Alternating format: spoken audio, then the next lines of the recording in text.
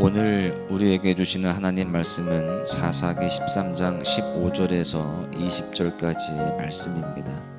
마노아가 여호와의 사자에게 말하되 구하옵나니 당신은 우리에게 머물러서 우리가 당신을 위하여 염소 새끼 하나를 준비하게 하소서 하니, 사자가 마노아에게 이르되 내가 비록 나를 머물게 하나 내가 내 음식을 먹지 아니하리라. 번제를 준비하려거든 마땅히 여호와께 드릴지니라 하니, 이는 그가 여호와의 사자인 줄을 마노아가 알지 못함이었더라. 마노아가 또 여호와의 사자에게 말하되 당신의 이름이 무엇이니이까? 당신의 말씀이 이루어질 때에 우리가 당신을 존귀히 여기리이다 하니, 여호와의 사자가 그에게 이르되 어찌하여 내 이름을 묻느냐? 내 이름은 기묘자라 하니라. 이에 마노아가 염소 새끼와 소제물을 가져다가 바위 위에서 여호와께 드리매 이적이 일어난지라. 마노아와 그의 아내가 본즉 불꽃이 제단에서부터 하늘로 올라가는 동시에 여호와의 사자가 제단 불꽃에 휩싸여 올라간지라. 마노아와 그의 아내가 그것을 보고 그들의 얼굴을 땅에 대고 엎드리니라. 여호와의 사자가 마노아와 그의 아내에게 다시 나타나지 아니하니 마노아가 그제야 그가 여호와의 사자인 줄을 알고. 아멘. 아이가 태어날 때 부모 역시 태어납니다. 그러니까 신생아를 신생 부모가 키우게 되는 것입니다.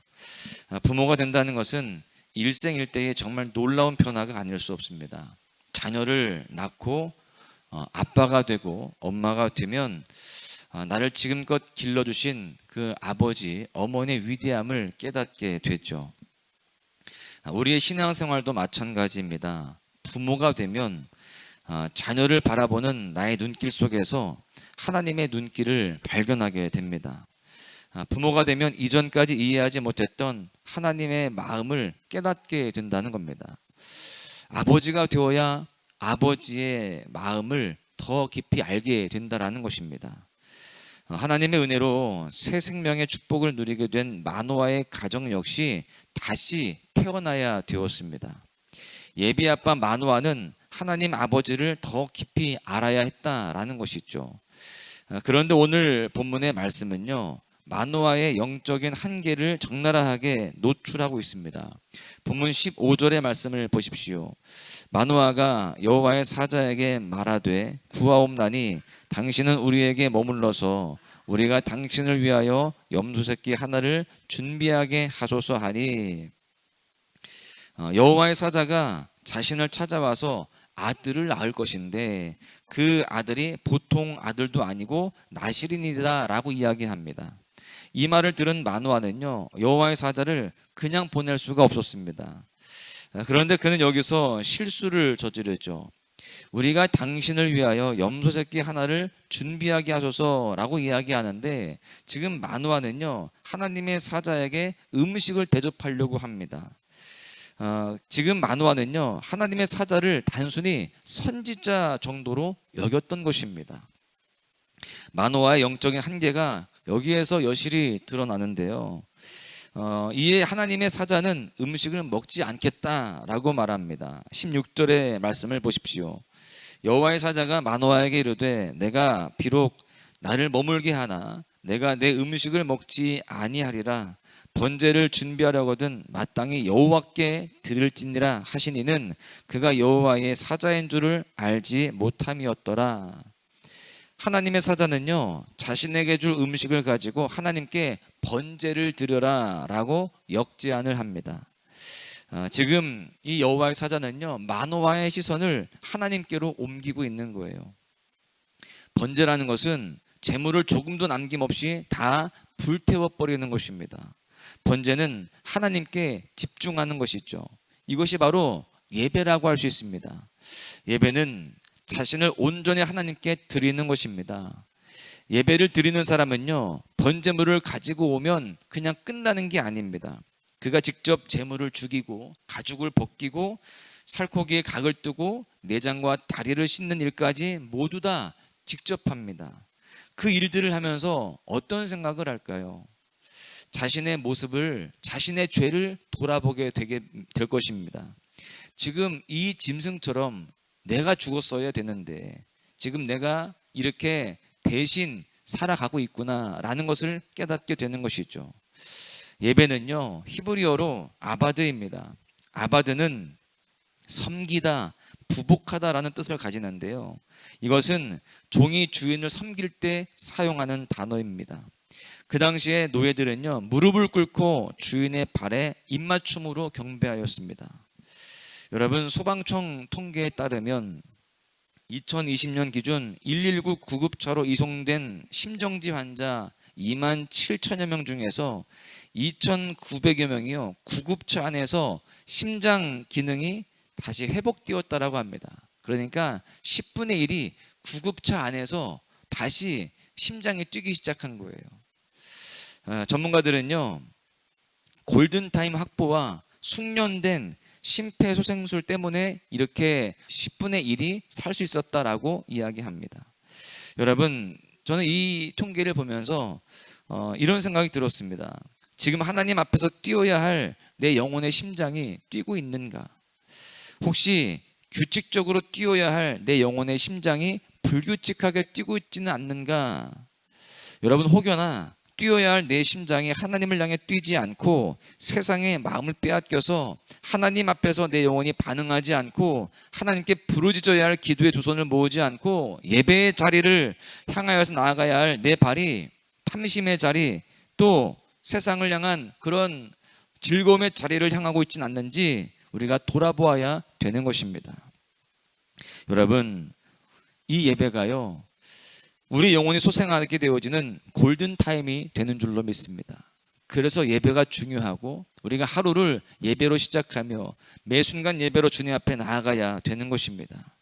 여러분, 그렇습니다. 예배가 내 영혼을 소생시킵니다. 예배를 통해서 이 세상에 줄 수 없는 진정한 기쁨과 평안을 누릴 수 있는 것입니다. 예배를 통해서 나의 삶의 고난과 문제를 감당할 수 있는 힘과 능력을 얻을 수 있습니다. 예배는요, 내 영혼의 골든타임이 됩니다. 우리는 그래서 예배에 정말 성실하게 나아가야 됩니다. 매 순간마다 온 마음과 정성을 다하여서 예배의 자리를 지켜야 되는 것입니다. 그럴 때에 주님께서 나와 함께 하시고 내 영혼을 새롭게 하실 줄로 믿습니다. 이제 마노아는요, 여호와의 사자의 이름을 묻습니다. 17절에 보십시오. 마노아가 또 여호와의 사자에게 말하되 당신의 이름이 무엇이니이까?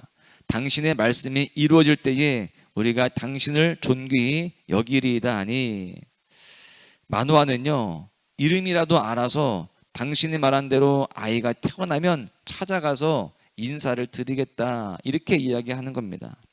여전히 마노아는요, 여호와의 사자를 선지자 정도로 오해합니다. 그러자 드디어 여호와의 사자는 자신이 누구인지를 밝힙니다. 18절의 말씀을 보십시오. 여호와의 사자가 그에게 이르되 어찌하여 내 이름을 묻느냐? 내 이름은 기묘자라 하니라. 여호와의 사자는요, 기묘자로 자기를 소개하죠. 기묘자는요, 히브리어로 펠레인데 경이로운 일, 불가사의한 것, 이런 의미를 가지고 있습니다. 성경에서 이 기묘자는요, 인간의 이성으로는 도저히 납득할 수 없는 경이로우신 하나님을 강조하는 별칭으로 사용되었습니다. 여러분, 하나님은요, 우리가 감히 측량할 수 없는 그런 놀라운 분이신 줄로 믿습니다. 지금 자녀가 없던 마노아의 가정이만 삼손의 기적적인 출생과 나실인으로 태어날 특별한 사명, 여러분, 이 모든 놀라운 스토리의 진정한 주인공은 마노아가 아닙니다. 삼손도 아니에요. 기묘자이신, 정말 놀라우신, 측량할 수 없는 바로 하나님이 주인공이십니다. 어찌 보면은 지금 이 삼손의 이야기, 이 마노아의 가정의 이야기에서 뿐만이 아니고요, 사사기의 주인공 전체가 다 바로 주인공이 하나님이신 겁니다. 사사들의 이야기가 아니라는 것이죠. 성경 전체가 다 그렇죠. 사사기는 그 사사들의 그 히어로 스토리, 그러니까 사사가 나타나서 민족을 구하고, 그래서 사사들의 이야기, 12명의 그 사사들의 이야기로 보여지지만 사실은 그 뒤에 있는 기묘자 하나님의 히스 스토리인 줄로 믿습니다. 여러분, 우리 인생 역시 마찬가지입니다. 우리 역시 마노아처럼 하나님을 잘 알지도 못합니다. 무지하죠. 여전히 우리는 하나님에 대해서 너무 모릅니다. 이스라엘 백성들처럼 실수도 많고 연약합니다. 죄를 또 반복하는 그런 어리석은 모습들도 우리 가운데 너무나 많이 있습니다.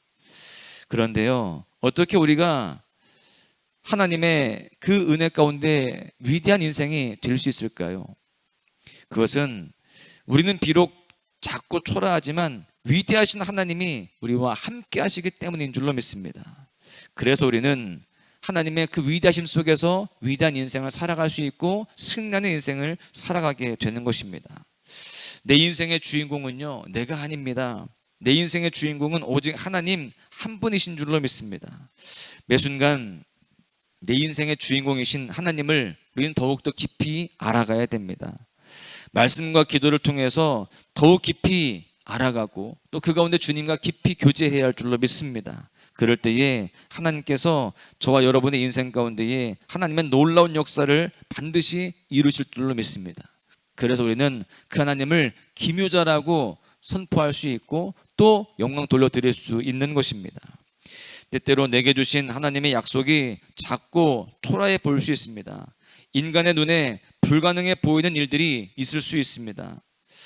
여러분, 인간은 하나님을 다 이해할 수 없기 때문에 그렇습니다. 인간은 하나님에 대해서 무지하기 때문이라는 거예요. 그 약속을 내게 주신 분이 기묘자 하나님이심을 기억한다면 우리의 인생은요, 그 하나님의 위대하신 일을 기대하는 그런 설렘으로 가득한 모습들이 될 줄로 믿습니다.